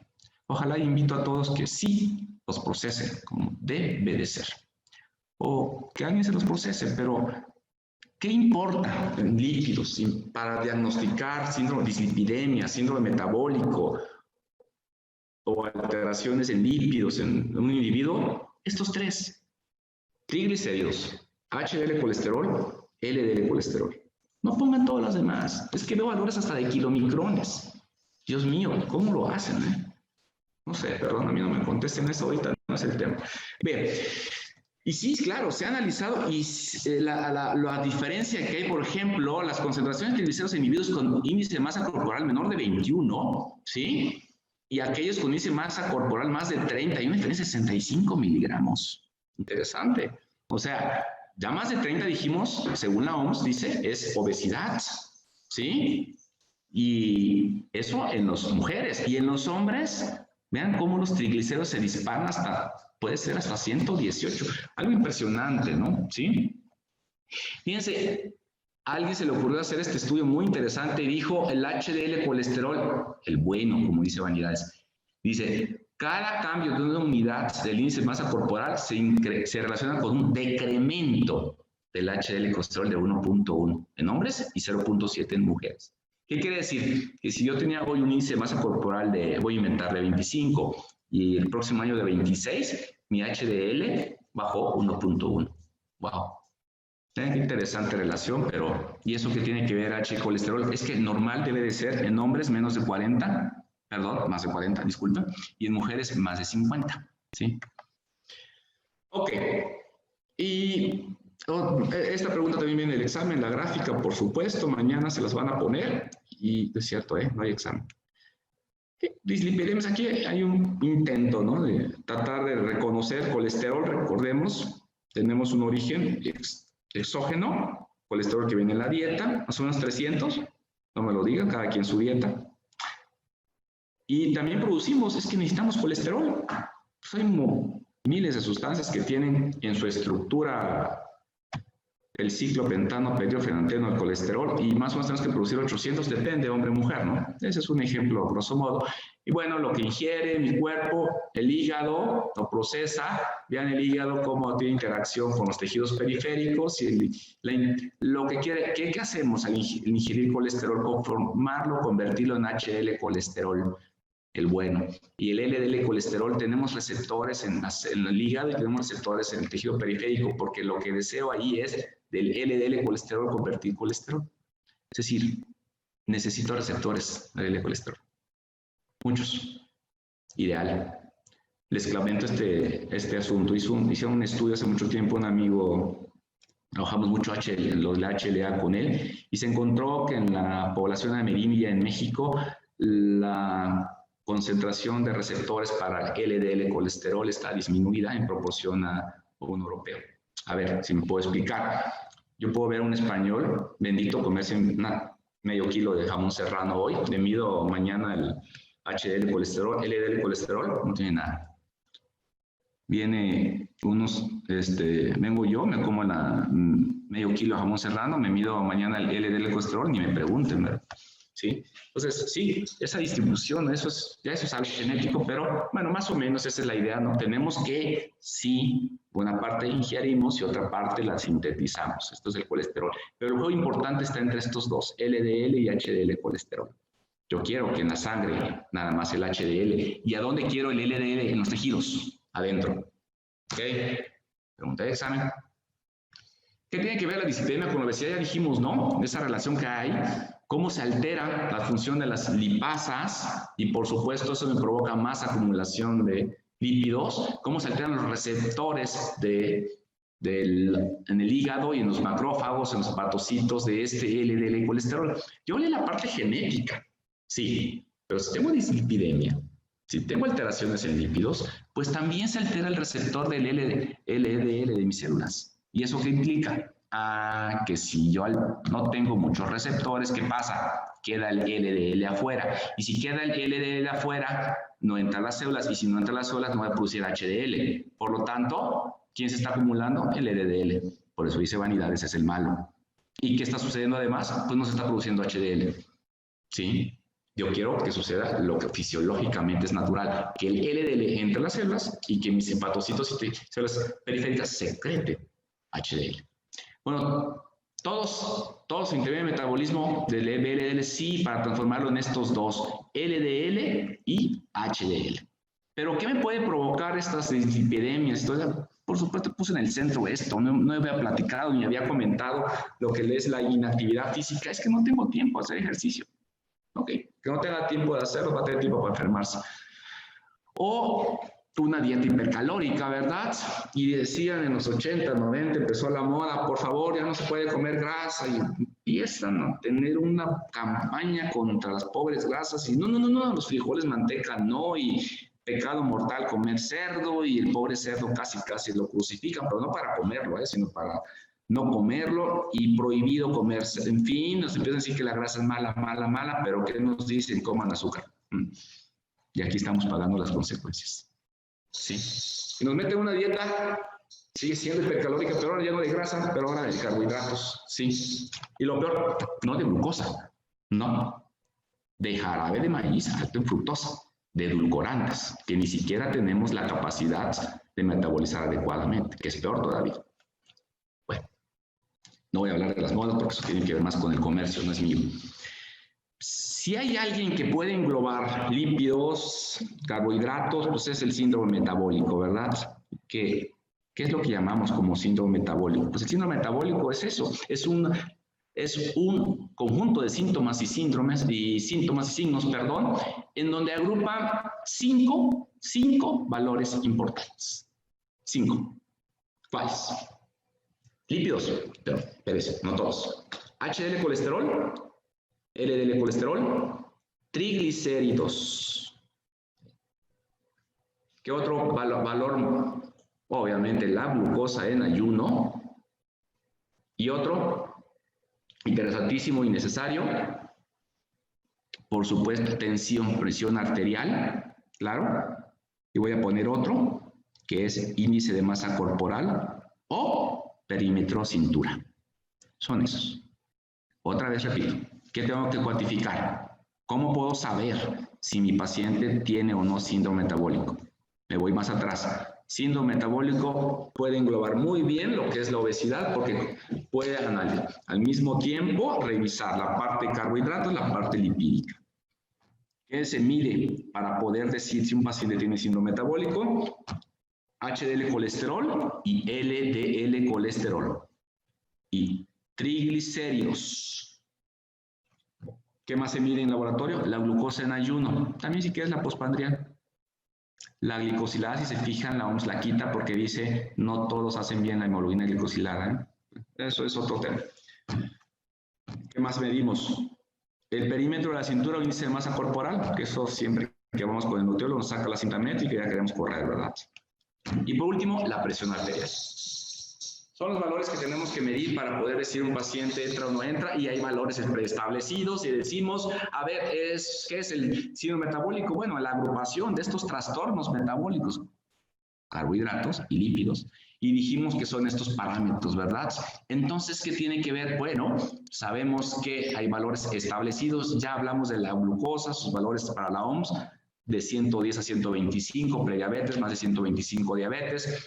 Ya dijimos, no hemos dicho de los triglicéridos, pero dicen triglicéridos menos de 150, por favor. HDL colesterol dice menos de 40, por favor. HDL colesterol en hombres menos de 40, en mujeres, otra vez, HDL colesterol en hombres más de 40 y en mujeres más de 50, por favor. Mientras más alto tengamos el colesterol, bueno, mejor. Hombres, por favor, arriba de 40. Y la presión arterial empiezan a poner los valores de 135 a 190, más o menos. Entonces, esos son los... y el perímetro de cintura, donde aquí tenemos el punto, ¿cuál será el perímetro de cintura estándar para nuestra población mexicana? Hemos tomado el de 94, el de 90 para hombres y el de 80 para mujeres. Perfecto. Ya los nutriólogos podrán informar en base a aquello. No soy experto, pero sin embargo, ya vemos la importancia de la grasa visceral y abdominal, por lo tanto, la importancia de medir ese perímetro de cintura. ¿Y qué con estos parámetros? Con estos 6 grandes parámetros. Dice la OMS, si 2 de estos parámetros, 2, nada más 2, no lo cumples, tienes síndrome metabólico. Es decir, si tienes triglicéridos de 180 y glucosa de 120, ya caíste en 2. Tienes síndrome metabólico. Si tienes presión arterial de 140, 120 y glucosa de 120, tienes 2. Con 2, síndrome metabólico. ¿Y por qué? Es importante conocer desde aquí, desde antes de... Porque esto puede entenderme o hacerme entender que este paciente puede llegar a una prediabetes y después una diabetes. Sí, claro. Aquí están los valores que les dije, ya se los comenté de memoria. Ya me lo sé de tanto repetirlo, no por otra cosa. Pero es pregunta de examen esta tabla también, por cierto. Mañana ya quiero ponerse. Pero bueno, no importa. Estos son los valores, no se los tienen que aprender. Y la Federación Internacional de Diabetes en el 2019 puso su último... Atlas que le llaman ellos, pueden bajar, es gratuito y ahí están todos los valores. Sí les pido, recomiendo, sugiero que hay 2 organismos que podemos estar siguiendo, Federación Internacional, la OMS, por supuesto, Federación Internacional de Diabetes me dicta mucho la pauta en este rubro de diabetes mellitus, ¿sí? ¿Y cuál es la fisiopatología del síndrome metabólico? Pues el síndrome metabólico, ¿qué significa? Dijimos, triglicéridos altos, ¿qué es altos? Arriba de 150, HDL colesterol bajo en hombres menos de 40, bajo en mujeres menos de 50, presión arterial elevada, ¿verdad? Entonces caigo en una resistencia a la insulina, caigo en eso. Y empezamos a tener problemas, marcadores inflamatorios, que me empiezan a modificar precisamente la adiposidad, si empieza a haber trombosis y empiezo a entrar a un estado proinflamatorio. ¿Sí? Correlación endocrina de insulino resistente. Una persona normal, ¿qué parámetros espero? Bueno, su adiponectina, ya dijimos, elevada, normal. La leptina, baja, ¿verdad? Citocinas inflamatorias bajas, resistina baja, ¿sí? Como la leptina, y ácidos grasos libres bajo. Eso sería lo idóneo, quisiera metabólicamente hablando, inmunológicamente hablando en un individuo, ¿sí? Y en una persona obesa, pues está invertido. La adiponectina, ¿cómo está? Baja. Ya dijimos, a mayor tejido adiposo, menos adiponectina. ¿Cómo estará la leptina? Ya dijimos, a mayor tejido adiposo, mayor leptina. ¿Cómo estarán las moléculas proinflamatorias? Pues elevadas porque las produce el mismo tejido adiposo. La resistina, como la adiponectina, mucho adiponectina. Como la leptina, perdón, mucha tejido adiposo, pues tenemos mucha resistina. ¿Y cómo están los ácidos grasos libres? Pues en circulación, que me provoca más inflamación porque se van a empezar a depositar en la vasculatura y eso me favorece la trombosis. Un paciente normal con estos parámetros, un paciente que tiene toda la sensibilidad a la insulina que produce, abre todas las chapas de todas las puertas de la glucosa de todas las células, ¿sí? Un paciente con resistencia a la insulina, pues no abre todas las chapas, le cuesta mucho abrirlas, ya explicamos por qué, ¿sí? Entonces, vamos a revisar cuáles serían las complicaciones cardiovasculares, ¿no? Sí, ya hablé del síndrome metabólico para entrarle a este otro punto, que es el riesgo cardiovascular, por supuesto que está asociado. Fíjense que no dice a la obesidad, dice a la adiposidad visceral, a las manzanas. Perdón, no estoy diciendo que no comas manzanas, ¿eh? Dije que no seamos manzanitas, ¿sí? Yo lo soy, pues. No, hay que ser peras. Hay que sembrar peras en casa y comer manzanas también, pero digo, la cosa es la distribución de esta grasa de nuestro cuerpo, ¿sí? ¿Por qué? Porque esta grasa, ya dijimos, lo que provoca la inflamación, trombosis. Hemos hablado de las moléculas que produce el tejido adiposo que favorecen o alteran las células endoteliales de los vasos sanguíneos y eso provoca o favorece la formación de trombos, además del aumento de ácidos grasos libres que se depositan ahí, entonces empieza a haber ahí la formación de un trombo, ¿no? La glucosa elevada, las dislipidemias. Esto, la enfermedad cardiovascular en sujetos con obesidad, ¿sí? Obesidad, uno de los principales factores de riesgo. Y no, complicaciones cardiovasculares que van, obviamente, hipertensión, insuficiencia cardíaca, cardiopatía, arteriopatía, fibrilación auricular y otras consecuencias que nos hacen llevar al cardiólogo, precisamente, ¿sí? Entonces, el punto en que estamos es que no solamente hay alteraciones a nivel diabetes mellitus. Complicaciones cardiovasculares, la hemodinamia, ¿sí? Hay mucho aumento de volumen sanguíneo, la presión, por supuesto, se tiene que elevar. Si se empieza a depositar grasita o ateromas en la vasculatura, pues mi corazón, ¿qué tiene que hacer? Pues contrarrestar y aumenta la presión, solamente se aumenta la presión arterial, ¿sí?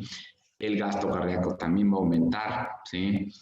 Entonces esto puede llevar por efectos adversos que al final, vean, llegamos a una cardiopatía, ¿sí? Entonces los individuos con sobrepeso también se ha visto, tienen dilatación, tienen hipertrofia, ¿sí? Dijimos que hay una molécula muy buena que favorece y que protege esto que se llama adiponectina. ¿Cómo está la adiponectina en los pacientes con sobrepeso? Disminuida. ¿Cómo está la adiponectina en los pacientes sin sobrepeso? Normal. ¿Y qué hace la adiponectina? Evita en los miocitos, en los cardiomiocitos, en los miocitos cardíacos, evita precisamente inflamación, hiperplasia, y por eso favorece un corazón sano.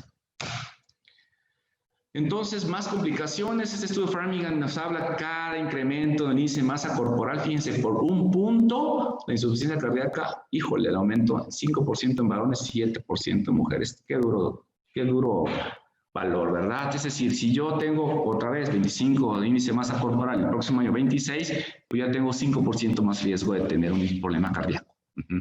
Ya me gané el 5, ¿verdad? La idea es mantener, ¿no? La idea es otra vez revisar y cuidar que las complicaciones cardiovasculares son producto de estas moléculas que hemos estado hablando, ¿sí? Entonces, ¿qué hacer? Esto, tenemos que actuar. Evidencias clínicas. Diagnóstico más temprano. ¿Cuándo? La pregunta es ¿cuándo? Fíjense la cadena de eventos de un paciente diabético que puede llegar a una enfermedad cardíaca. ¿Cuándo empiezo mi terapia preventiva? Yo no estoy hablando que tiene que venir el cardiólogo a... No. Esto es de todos, desde casa. Sembrar peras. ¿Cuándo voy a actuar? Papá, mamá diabéticos. Ajá. Niño con antecedentes familiares será papá, mamá. ¿Cuándo voy a actuar?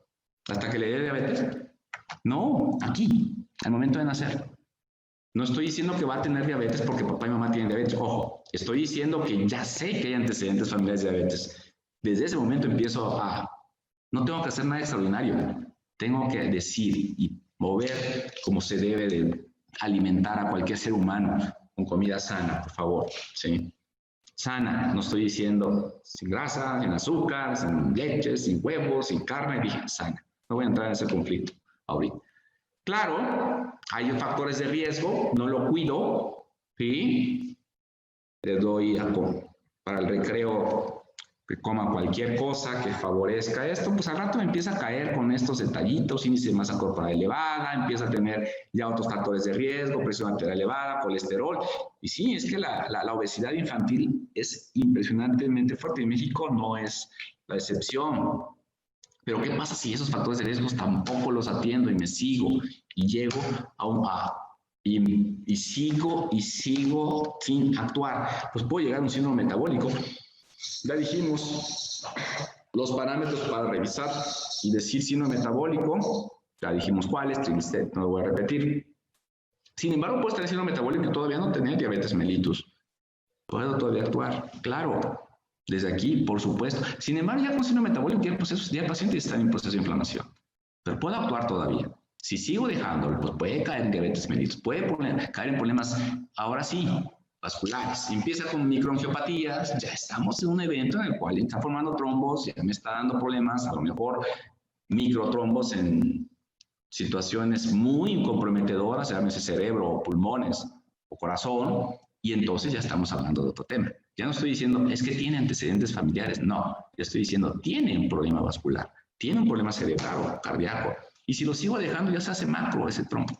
Hasta llegar a una isquemia de miocardio, sí, ya hasta dónde llegamos. Y esa isquemia sabemos perfectamente que después de una isquemia, pues tiene que haber una remodelación, va a quedar un tejido cicatrizal, va a quedar una fibrosis ahí, es raro que se recupere al 100%, y obviamente que hace el corazón, pues dilatarse, aumentar para tratar de compensar esos miocitos que ya no están trabajando. Entonces ya tenemos una dilatación ventricular y empezamos a caer una insuficiencia cardíaca congestiva, y al final, ¿qué? Pues ya una insuficiencia cardíaca hecha y derecha. ¿Dónde empecé? Antecedentes familiares con diabetes. ¿Qué hice ahí? Nada, nada. Dije, ay, pobrecito, papá, mamá tiene diabetes. Ay, también va a tener. No, no, señores, esa manera de pensar no es la adecuada, ¿sí? Por lo tanto, invito, pregunto, ¿dónde va a ser la terapia preventiva? ¿Acá? ¿Acá? ¿Dónde? ¿O hasta acá? ¿Por qué esperamos hasta acá? No lo sé. Ya los esperamos acá. Al más rápido que agarramos es en diabetes mellitus. De diabetes mellitus para acá abajo de esta gráfica, pocas veces. Vuelvo al tema, por favor. Y insisto, soy muy repetitivo, ya lo sé. Sembremos peras en casa, ¿sí? Es decir, frutas, verduras, comida sana, carne, leche, huevo, eso ocupa un niño también, perdón, nutriólogos, yo sé que ahorita me están viendo, pero... Bien, vamos a otra complicación, las pulmonares, por supuesto, ya hablamos de las metabólicas, algo de las cardiovasculares, ahora vámonos a las pulmonares. Es que sí, un pulmón normal, ay, bendito coronavirus, ¿verdad? ¿Cómo nos ha enseñado a tratar de interpretar tomografías, radiografías de los pacientes con COVID, ¿verdad? Y entonces, bueno, ¿qué sucede con las problemas obesos? Pues empieza a haber una resistencia también a este nivel, entonces no entra la suficiente, no entra, hay obstrucción, no entra cantidad de oxígeno, o no se expanden esos bronquios lo que debe de ser, porque es restrictivo. Eso es una de las posibilidades mecánicas así. Entonces la obesidad que puede causar una hipoventilación, ya dijimos, está rígido esa entrada a los bronquioles, hipoventilación, no le entra la cantidad de oxígeno que suben los pulmones. Por supuesto que hay un aumento del volumen sanguíneo pulmonar tratando de compensar esto, ¿sí? La calidad por cantidad, y cae en un proceso interesantísimo, la apnea obstructiva del sueño. Híjole, ¿cómo se parece actualmente? ¿Qué es apnea? Doctor, me duermo a las 11 normalmente y a las 3 de la mañana, ¡pum!, me levanto. O a las 2 de la mañana, a las 3 horas. Estoy levantando. Cuando uno va a ir, o cuando he platicado con gente que es experta en sueño, que existe en las clínicas del sueño, dicen, lo primero que revisamos, Raúl, es la respiración. ¿Sí? Es decir, una persona que no tiene un flujo completo, adecuado, idóneo a los pulmones mientras duerme, pues sí, eso el cuerpo se despierta. Es un mecanismo de defensa, ¿no? Es decir, me falta oxígeno, despierta. Sí, es normal. No estoy diciendo que solo sea por obesidad, me dicen, es que también puede haber muchas causas, desde problemas en la nariz, problemas alérgicos, Entonces hay que revisar. Es decir, lo primero que buscamos y analizan es la cantidad de oxígeno. Claro, una persona con sobrepeso y obesidad, por supuesto que esta apnea obstructiva está muy entendible, ¿no? Sí. Entonces, ya no dormir bien es malo, por supuesto. Yo siempre digo, dormir o comer, ¿qué es más malo? Las dos son necesarias, pero dormir mal es peor que no comer.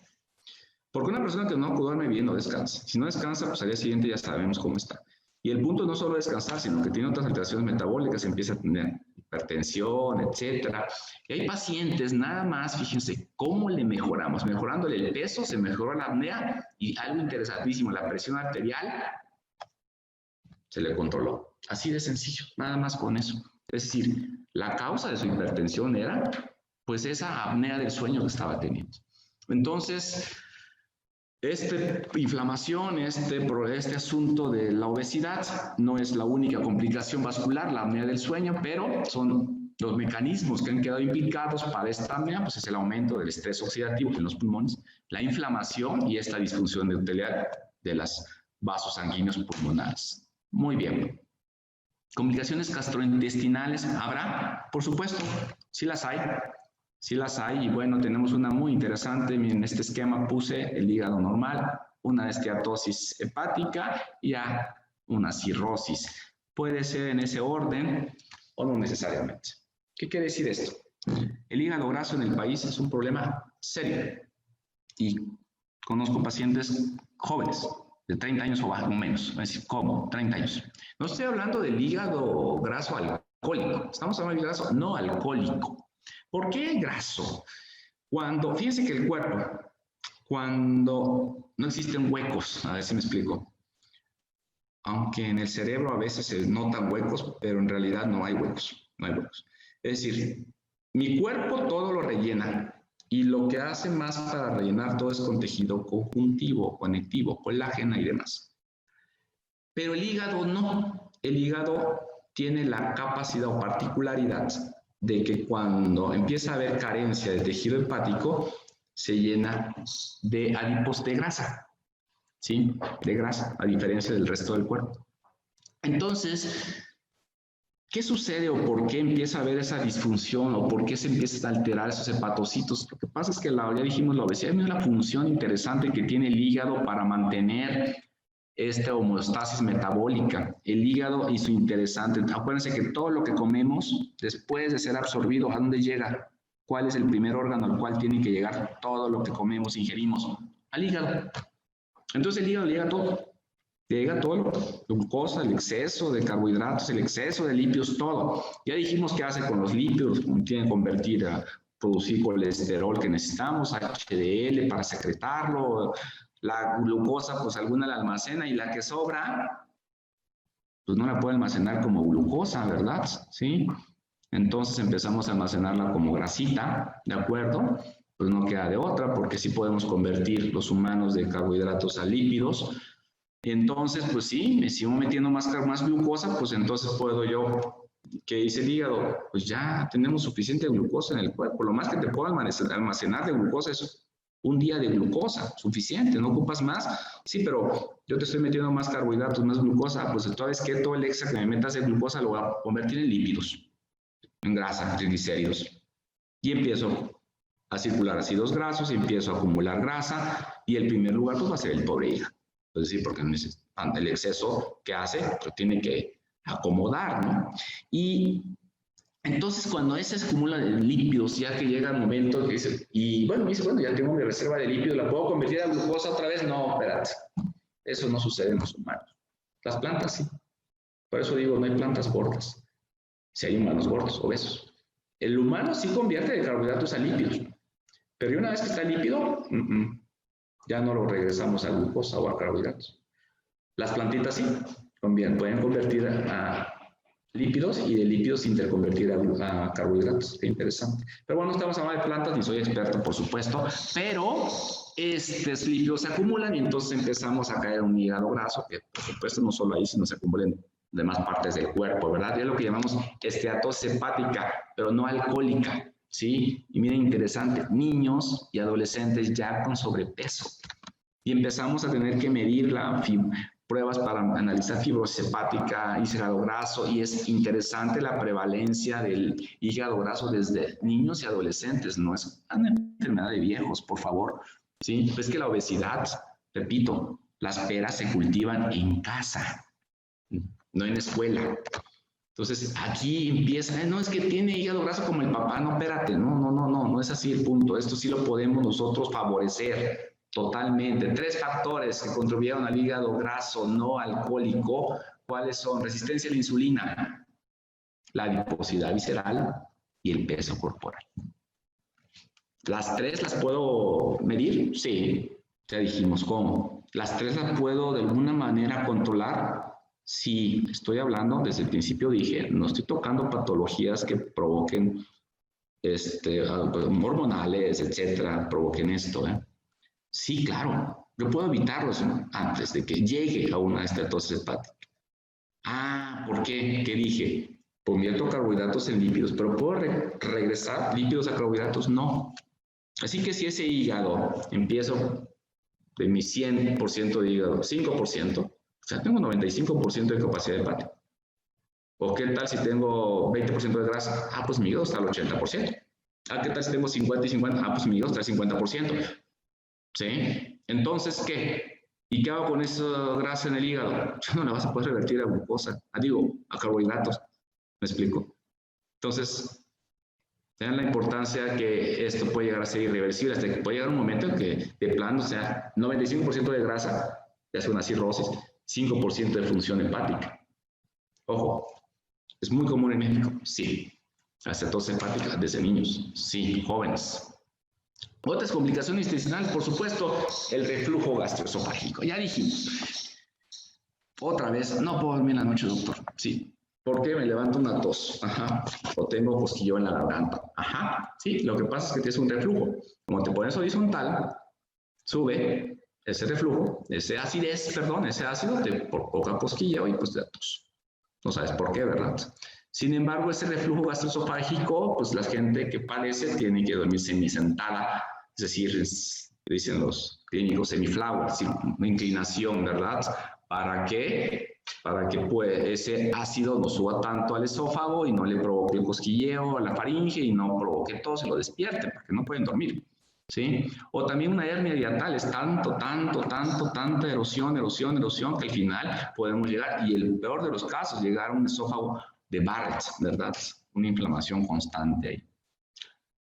Otra complicación ya hablamos de algo de las gastrointestinales, vamos a ver las reproducciones ginecológicas, ¿sí? ¿Por qué tiene que haber complicación? Que dijimos que era la obesidad, un proceso proceso inflamatorio crónico. ¿Qué dijimos que produce esta adiposidad? La adiposidad visceral producen citocinas proinflamatorias, pero son unas cosas, producen moléculas que tienen que ver con la coagulación, por eso hay protrombosis.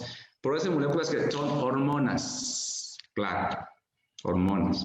Dijimos que el tejido adiposo visceral es un órgano endocrino, hecho y derecho. Produce hormonas kilos, sí. ¿Y esto qué tiene que ver? Por supuesto que se está relacionando la obesidad con esterilidad femenina y masculina. Tenemos jovencitos o jovencitas con problemas ya de hormonas. Por ejemplo, tenemos jovencitas que a lo mejor no puedan menstruar, ovular. Doctores que tienen 8 meses que no menstruo. Eso es normal para mí. ¿Y qué hace el doctor? ¿Qué hacen muchos médicos? ¿Qué creen? Dan más hormonas. ¿Por qué no podemos analizar en conjunto al paciente y decir, sí, tu asunto es, no estás ovulando, no estás menstruando? ¿Por qué no menstruas? Porque las concentraciones de las hormonas, los marcadores hormonales no están adecuados. ¿Por qué no están adecuados? Porque hay un proceso inflamatorio que lo está estorbando. ¿Por qué hay un proceso inflamatorio que lo está estorbando? Porque hay unas citocinas que tienes en exceso en el cuerpo. Porque hay citocinas en exceso en el cuerpo. Porque hay un tejido adiposo que lo está produciendo. Entonces, ¿no tendría la pena también trabajar la parte inflamatoria por esas citocinas proinflamatorias que están estorbando que ese ciclo ovárico se dé, la FSH, la LH, usted ya sabe, de manera acorde y adecuada para que pueda haber una menstruación, un ciclo menstrual idóneo. Estoy de acuerdo que se ocupa algo de hormonas, hay que ayudar y quedar, yo no soy experto en, pero sin embargo sí es importante recordar que si no ataco el fondo, el proceso inflamatorio, pues va a seguir dependiendo de mis dosis de hormonas, ¿sí? Y hay un síndrome que está pegando durísimo y desde jovencitas, síndrome ovario poliquístico, donde entonces tenemos a las jovencitas o adultas o mujeres con muchos quistes en los quistes, y bueno, ¿y esto qué provoca? Pues disfunción ovárica, disfunción ovulatoria, hiperandrogenismo, por supuesto que luego tenemos fenotipos en las mujeres, fenotipos de hombres, ¿verdad? Sí, es decir, vello, bigote, barba, y ya quisiera yo tener a veces, ¿no es cierto?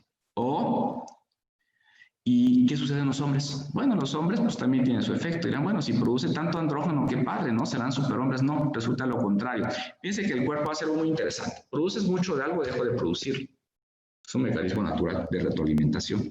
Entonces, en los hombres empieza a suceder algo que ya la producción de testosterona se ve disminuida. La movilidad de los espermatozoides y la cantidad se ve disminuida. Yo siempre pongo este ejemplo cuando hablo de estos temas. Yo recuerdo cuando estaba recién egresado, cuando hacíamos una cuenta espermática, eran 100 millones, 120 millones de espermatozoides. Eso era lo normal. Un individuo con 50 millones ya era un tipo pobrecito, ¿verdad? Ahorita, uno de 120 millones de espermatozoides por mililitro está patológico. Sí, eso no es normal. 50 millones, no, hombre, superdotado de espermatozoides por mililitro, ¿sí? Ahorita tener 10 millones de espermatozoides por mililitro es un hombre normal, ¿eh? ¿Cómo ha disminuido esto? Fíjense qué tanto nos ha impactado en cuestiones de varios años y se han modificado cosas que no eran así, pues. Ok.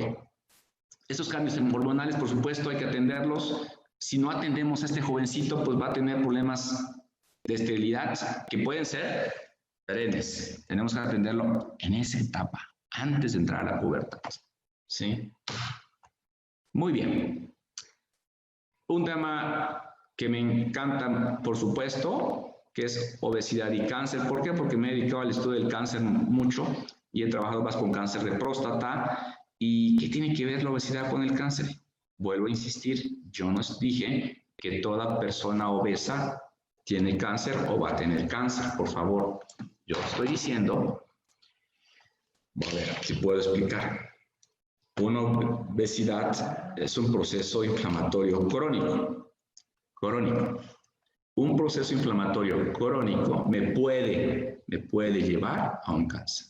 Y está demostrado en muchos tipos de cáncer. Cáncer de próstata, por ejemplo. Cáncer de próstata, un paciente, tú le mides los marcadores prostáticos, PSA, todos esos que ya saben, PSA libre. ¿Cómo están? Están elevados. ¿Por un día, 2 días? No, por muchos meses, años. Paciente que no se atendió a ese proceso inflamatorio. ¿Hasta qué momento pasa? Estableció el cáncer. ¿Cuánto tiempo pasó desde que empezó a tener esa inflamación hasta que terminó en cáncer? Muchos años puede ser. No es algo de un día. ¿Qué promueve que llegues al cáncer? ¿Por qué a la inflamación se le ha dado tanta importancia en el cáncer? Por eso me gusta mucho la inflamación. Porque una inflamación, un paciente que está en constante proceso inflamatorio, va a promover esto, proliferación celular. ¿Y qué es eso? Que empieza a producir, estimula. A ver, citocinas inflamatorias, hacen muchos efectos, por supuesto, muchas funciones. Sin embargo, una de las funciones también de las citocinas proinflamatorias es promover la proliferación. Y entonces las células empiezan a proliferar.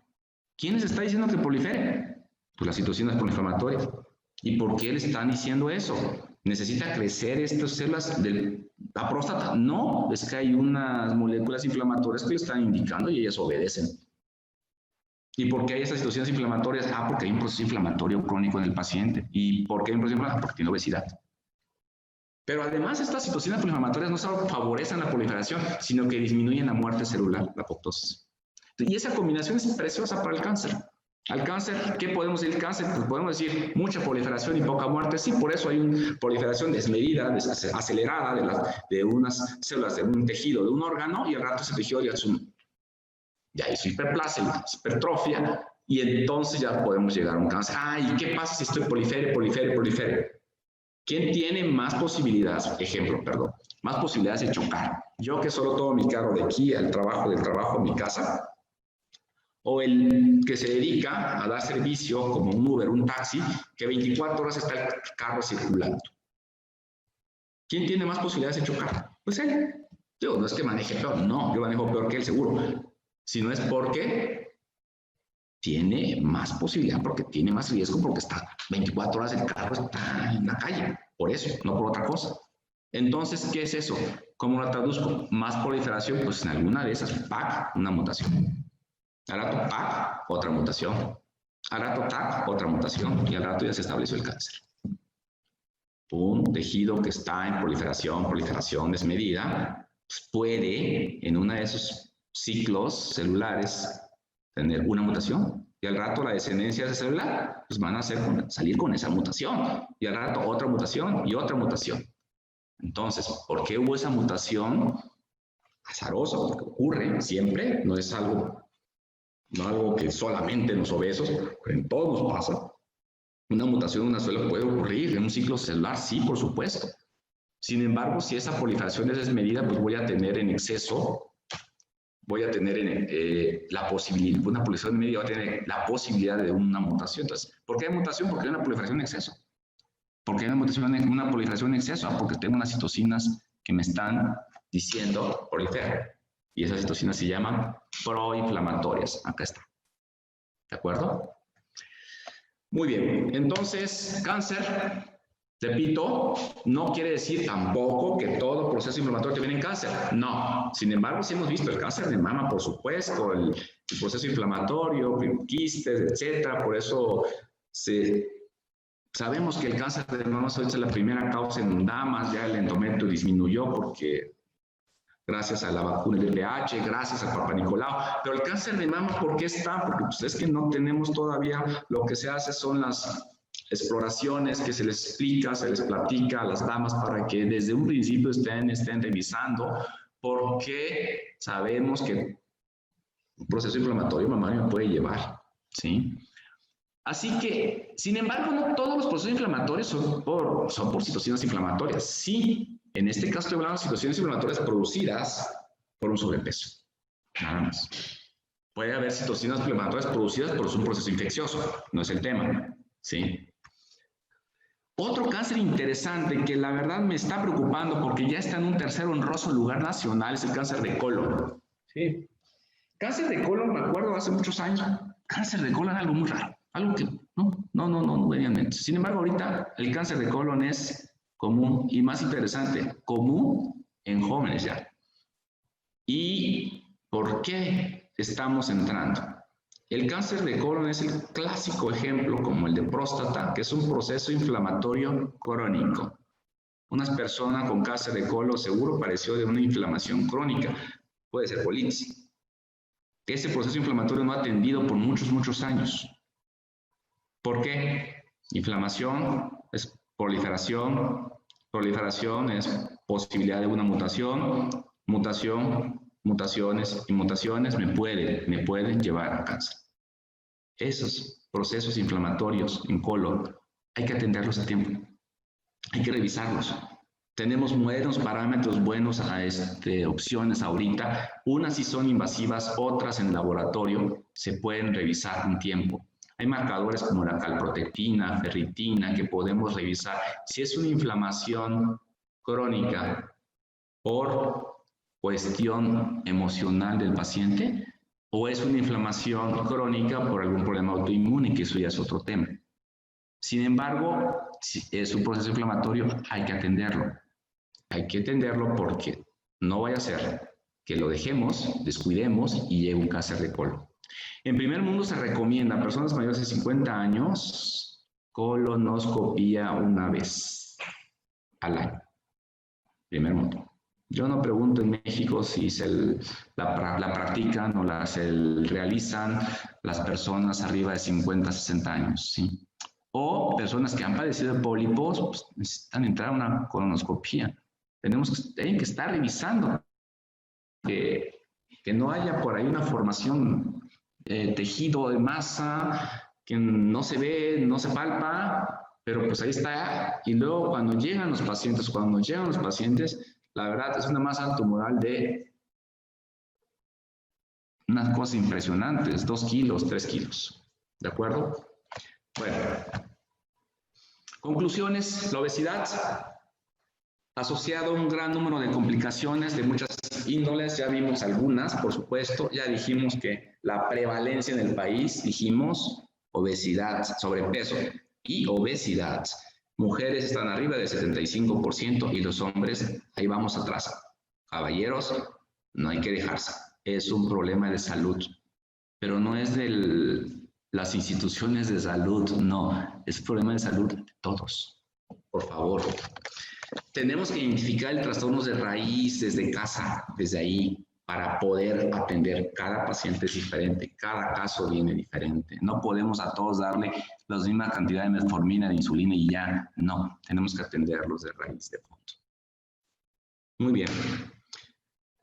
Pues muchísimas gracias por la invitación, organizadores. Es como siempre un gusto estar compartiendo con ustedes. Ahora a distancia, pero bueno, la calidad y calidez se siente hasta en cada lugar. Muchas gracias.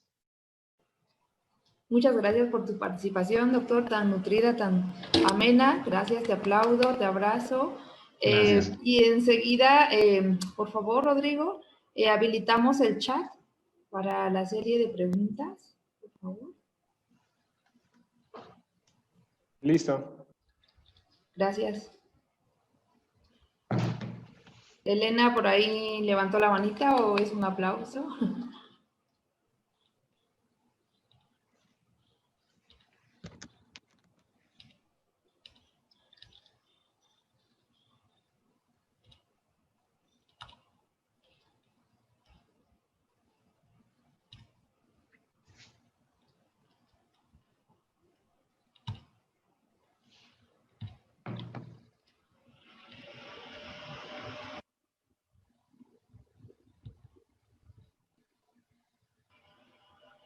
Dice Elena Canseco, aplausos.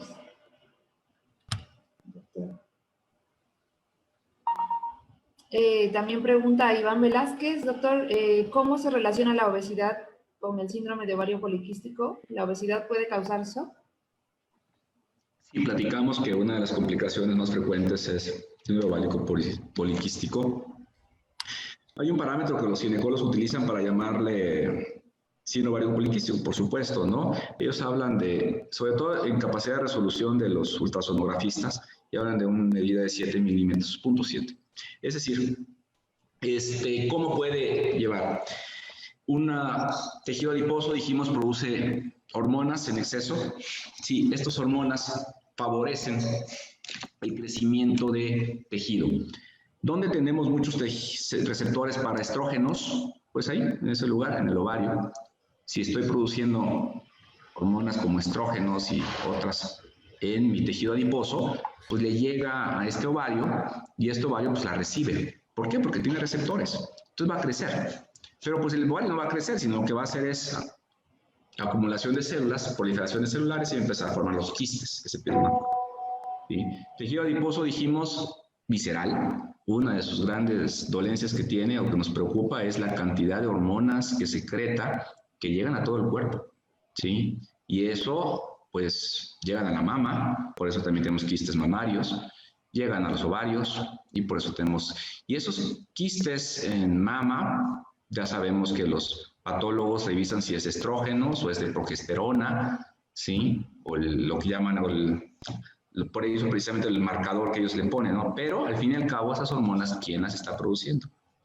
El ciclo periodo menstrual normal, el eje hipotálamo, hipófisis, ovario, no, lo está produciendo el tejido adiposo, que no tiene que ver con el eje.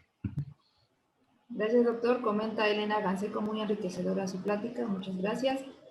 Pregunta José Jesús Daniel López. Felicidades, Raúl. ¿Podrías comentar algo del OMA, por favor? También tienen participantes ya habilitados sus micrófonos. OMA, ok. Esta medida o este parámetro es un cálculo que se realiza cuantificando dos valores, glucosa en ayuno y la insulina también en ayuno. Se hace el cálculo aritmético y se da un valor. Sí es interesante. Yo dije hace rato, ¿qué tan? Yo sé que lo que yo dije, pues yo sé que no se va a hacer ni en mi casa, ¿verdad? Pero ¿por qué digo esto? Porque sí es importante que cuando midamos glucosa, y sobre todo glucosa postprandial, vale la pena agregarle insulina, de verdad, vale la pena. Porque si ya está bien su glucosa, ya se la medí, sí pues, pero no sabemos cómo está, si está resistente a la insulina. Cuando medimos glucosa en ayuno, podemos también medir la insulina en ayuno. ¿Por qué? La glucosa puede estar normal, pero ya la insulina está elevada. Entonces, al hacer este cálculo aritmético, ¡pum!, el índice HOMA se dispara. Ese paciente ya tiene resistencia a la insulina. Nada más con esa medida y con ese bendito cálculo aritmético, muy sencillo de hacer. Sí es importante agregar, o ya como más rutina, medir insulina. ¿Sí? HOMA se mide con glucosa e insulina, los dos valores, y es un cálculo.